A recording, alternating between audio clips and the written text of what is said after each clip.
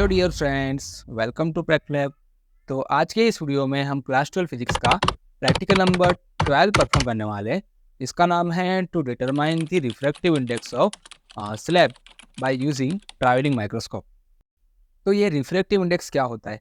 तो refractive index कोई भी मीडियम की वो प्रॉपर्टी है जो हमें बताती है कि लाइट उस मीडियम में कितना बैंड होगी। अगर इसके फॉर्मूले की बात करें तो इसका जो फॉर्मूला होता है वो होता है refractive index n equals to speed of the light in vacuum divide by speed of the light in medium. जो मीडियम का रिफ्रैक्टिव इंडेक्स ज़्यादा होगा उसको हम डेंसर मीडियम बोलेंगे, और जो मीडियम का रिफ्रैक्टिव इंडेक्स कम होगा उसको हम रेयर मीडियम बोलेंगे।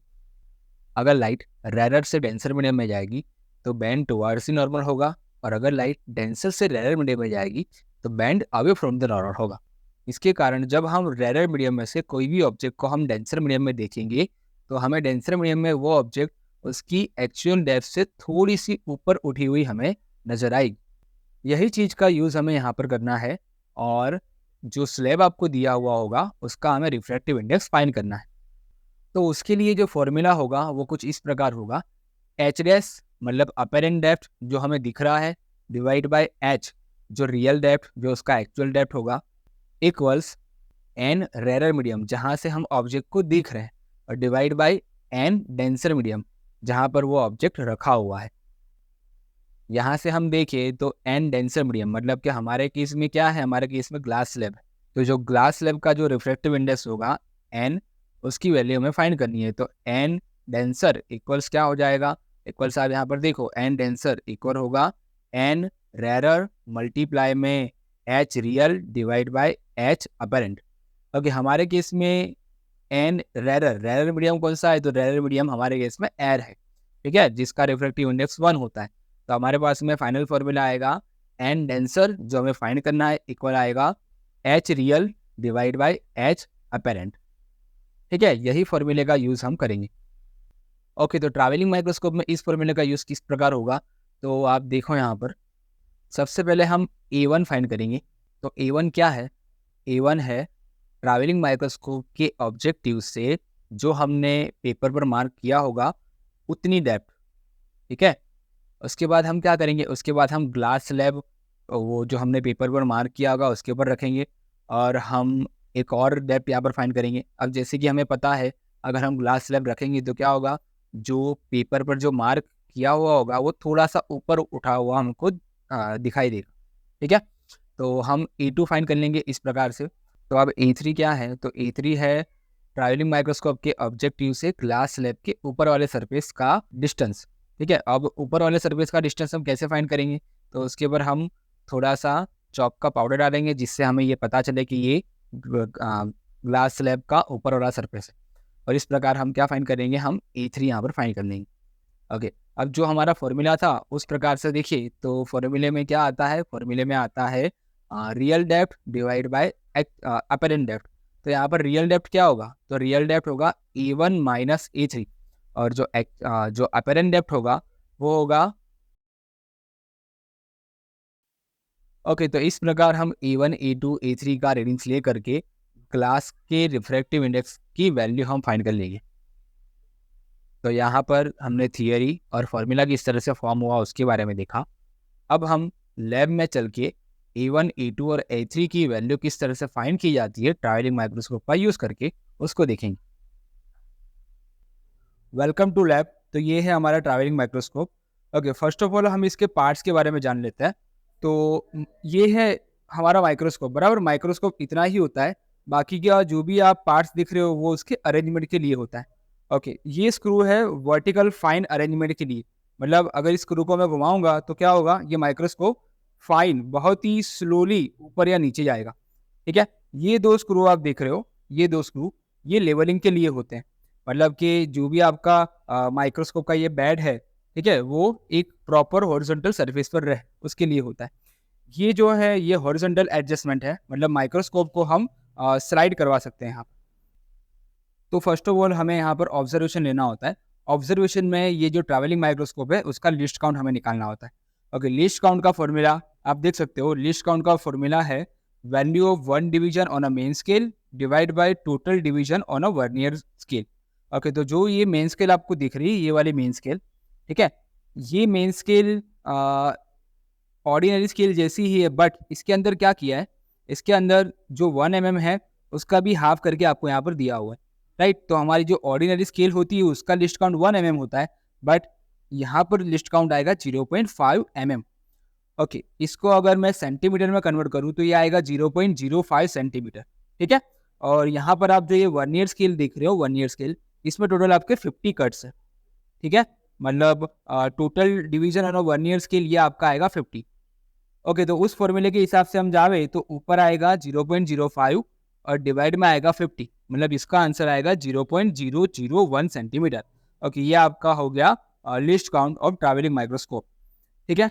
अब प्रैक्टिकल कैसे करना है, तो ऑब्जर्वेशंस में आप देख सकते हो, इसके अंदर जो फर्स्ट ऑब्जर्वेशन है वो है मार्क मेड ऑन पेपर, ठीक है। मार्क मेड ऑन पेपर मतलब ये जो पेपर है, बराबर, इस पेपर में आपको क्या करना होगा, सबसे पहले ऐसे मार्क करना होगा, ठीक है। उसके बाद आपको प्रैक्टिकल करना होगा। अब प्रैक्टिकल में क्या करेंगे, तो प्रैक्टिकल में देखो, फर्स्ट ऑफ ऑल आपको सिर्फ यहाँ पर 2 ही स्क्रू का यूज करना है, एक ये वाला स्क्रू, ठीक है, जो फोकस करने के लिए हम यूज करेंगे, और एक दूसरा ये वाला स्क्रू जो पूरे माइक्रोस्कोप को हम स्लाइड मतलब कि वर्टिकल में ऊपर नीचे स्लाइड करवाने के लिए हम इसका यूज करेंगे, ठीक है। ओके, इसका यूज हम फोकस करवाने के लिए करेंगे। एक बार फोकस हो जाने के बाद इसको हम पूरे प्रैक्टिकल के दौरान इसको हम टच नहीं करेंगे, ठीक है। तो मैं फोकस करवा रहा हूँ और आप देखते जाना साथ साथ में। ओके, जैसे कि अभी आप देख सकते हो, अभी आपको यहाँ पर कुछ नहीं दिख रहा है।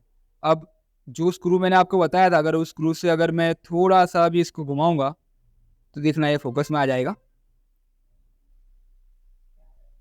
ओके, और यहाँ पर आपको दिख रहा है, देखो,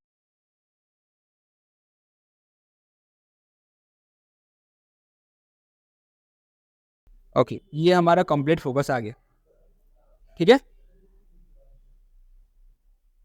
ओके, अब इसके बाद आपको क्या करना है, इसके बाद आपको इस स्क्रू को टच नहीं करना है। अब जो भी हम एडजस्टमेंट करेंगे वो ये वाले स्क्रू से करेंगे, ठीक है। तो इसके लिए जो हमारा रीडिंग्स आया वो हम रीडिंग्स को देखते हैं।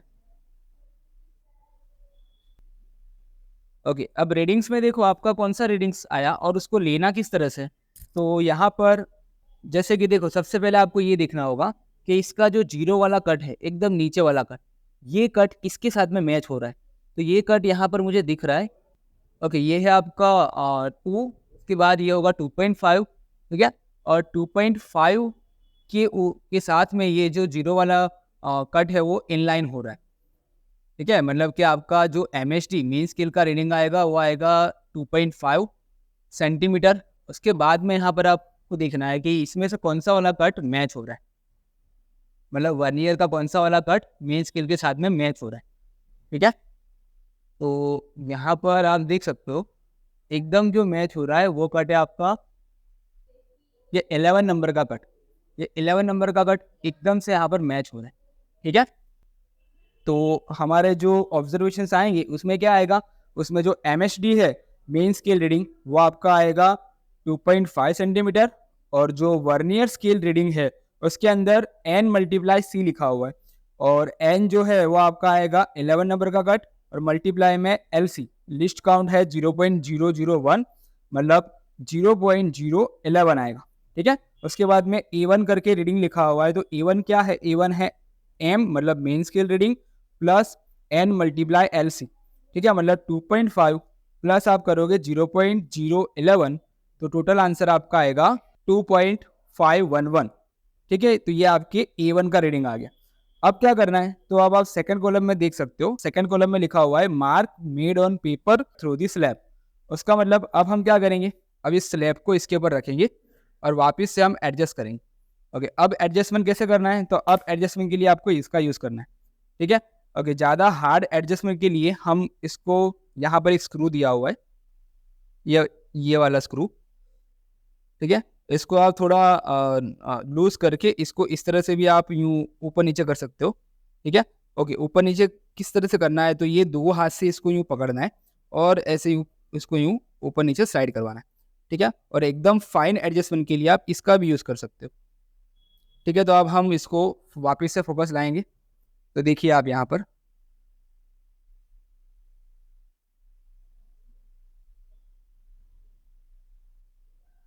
ओके, ये अभी अब इसको हम एकदम फाइन एडजस्टमेंट करेंगे, जो ये स्क्रू से करेंगे ऊपर दिया हुआ है उससे।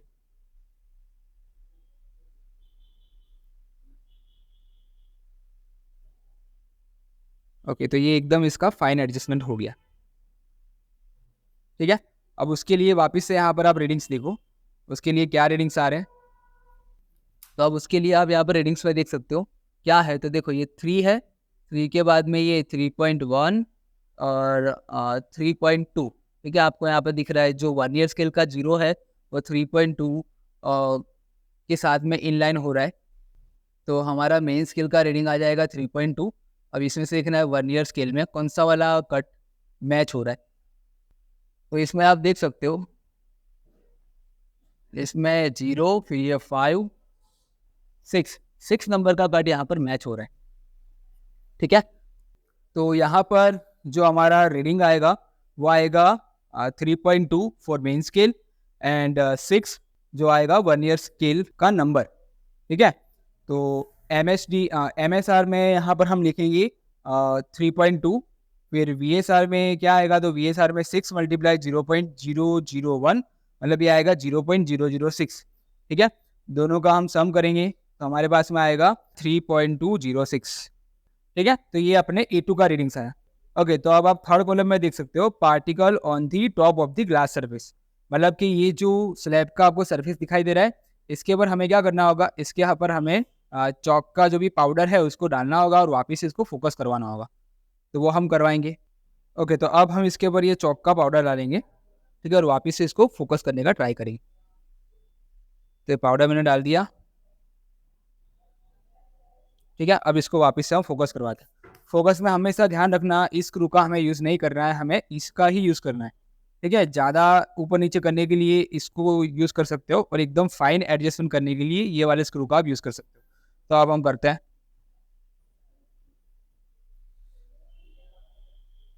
ओके, तो अभी आप देख सकते हो अभी ये फोकस में नहीं है, तो अब हम इसको वापस फोकस में लाएंगे।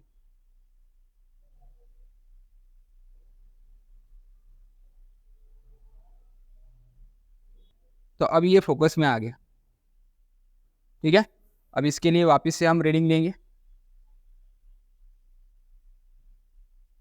ओके, तो यहाँ पर देखो अब इसमें मेन स्केल का रीडिंग, तो मेन स्केल के रीडिंग में आप यहाँ पर देख सकते हो क्या आएगा, ये 4 है, 4 के ऊपर ये 4.5, फिर ये 4.6 और 4.7। ओके, 4.6 और 4.7 के बीच में है कहीं। 4.6 के बाद में ये हाफ कट हो रहा है, मतलब इसमें आएगा 4.65। ठीक है, तो हमारा मेन स्केल का रीडिंग हो गया 4.65 और 1 ईयर स्केल में हम देख सकते हैं कौन सा वाला कट मैच हो रहा है। तो 1 ईयर स्केल में मुझे यहाँ पर दिख रहा है ये 3 मतलब 30 के बाद में ये 5 और मतलब 35 मतलब 35 नंबर का कट हमारा मैच हो रहा है। ठीक है, तो यहाँ पर जो हमारा MSR का रीडिंग आएगा मेन स्केल रीडिंग वो आएगा 4.65 और जो VSR में जो N का रीडिंग आएगा वो आएगा 35। ठीक है, 35 × 0.001 मतलब ये आएगा 0.035। अगर मैं इसका टोटल करूंगा तो टोटल होगा 4.65 प्लस 0.035 मतलब ये होगा 4.685। ठीक है, ये हमारे E3 का रीडिंग्स आएगा। तो इस प्रकार आपको बाकी के 2 रीडिंग्स भी आपको ले लेने। यहाँ पर एक चीज़ याद रखना कि यहाँ पर जो मेन स्केल का रीडिंग है A1, A2 और A3 के लिए वो चेंज नहीं होगा, जस्ट आपका वर्नियर स्केल में जो N है बराबर नंबर ऑफ कट जो इनलाइन हो रहा था मेन स्केल के साथ में वही चेंज होगा। ठीक है, तो अगर आपको बाकी के 2 रीडिंग्स ना लेने हो तो आप क्या कर सकते हो, इसमें से सिर्फ ये N को ही चेंज करके बाकी के 2 रीडिंग्स आप ला सकते हो। ओके, तो ये हमने रीडिंग्स ले लिए। अब इसमें से कैलकुलेशन किस तरह से हम करते हैं और ये कांच के स्लैब का रिफ्रैक्टिव इंडेक्स किस तरह से निकालते हैं वो हम कैलकुलेशन वाले पार्ट में देखेंगे। अब यहाँ पर कैलकुलेशन वाले पार्ट में हमने जो भी रीडिंग्स लिए थे A1, A2 और A3 की, उसके बेस पर हम ग्लास के स्लैब का रिफ्रैक्टिव इंडेक्स फाइंड करेंगे। तो यहाँ पर फॉर्मूला है हमारे पास में A1 minus A3 divide by A3 minus A2। इस फॉर्मूले में थोड़ा करेक्शन है, ये फॉर्मूला कुछ इस प्रकार से होता है A3 minus A1 divide by A3 minus A2। ठीक है, तो अब हम वन बाय वन करके सारे रीडिंग्स के लिए हम रिफ्रैक्टिव इंडेक्स फाइंड करेंगे। तो फर्स्ट रीडिंग के लिए फाइंड करते हैं NGA नंबर 1, उसके लिए ये होगा A3 माइनस A1। अब फर्स्ट के लिए देखो, जो A3 है हमारा वो है 4.685 माइनस A1 है हमारे पास में 2.511 divide by A3 4.685 minus A2 है आपके पास में 3.206। तो इसका हम कैलकुलेशन अगर करें तो हमारे पास में आंसर आएगा 1.469 या नियरली इक्वल्स 1.47। तो इस प्रकार से हम बाकी रीडिंग्स के लिए भी हम रिफ्रैक्टिव इंडेक्स फाइंड कर लेंगे। ओके, हमारे तीनों दिन केस में रिफ्रैक्टिव इंडेक्स 1.47 आ रहा है, तो अगर हम इसका मीन निकालेंगे तो मीन भी इसका वही आएगा 1.47। ठीक है, तो हमने यहाँ तक कैलकुलेशन कर ली। अब हमें एरर का कैलकुलेशन करना होता है। तो एरर के कैलकुलेशन के लिए देखो, यहाँ पर आपको फॉर्मूला दिया हुआ है delta NGA divide by NGA equals आएगा delta B divide by B plus delta C divide by C। तो यहाँ पर B क्या है, डेल्टा B। तो डेल्टा B का भी फॉर्मूला यहाँ पर आपको दिया हुआ है। ठीक है, ये होगा delta A1 divide by A1 plus delta A2 divide by delta A3 divide by A3।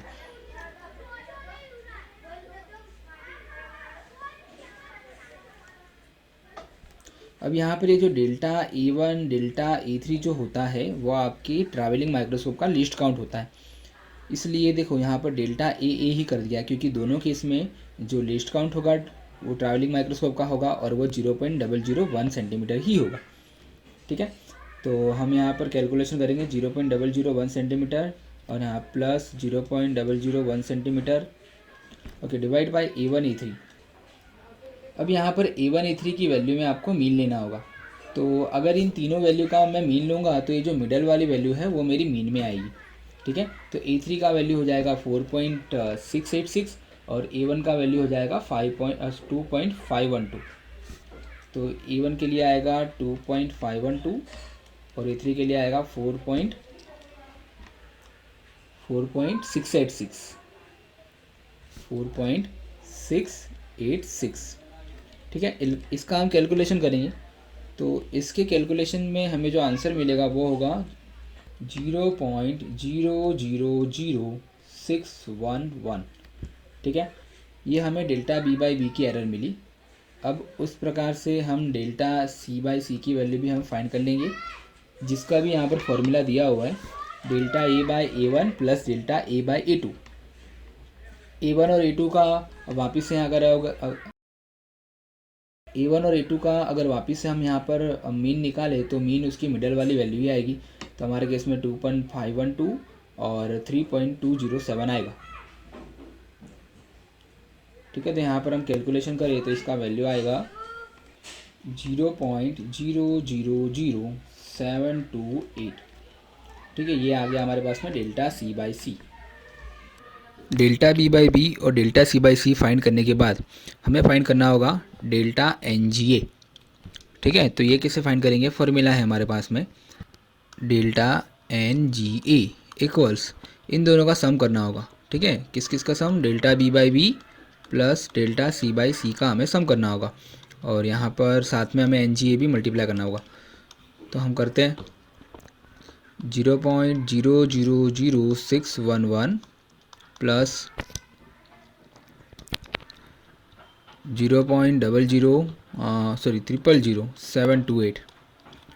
ठीक है, इन दोनों का सम और मल्टीप्लाई में NGA का वैल्यू हमने निकाला था, कितना आया था 1.47।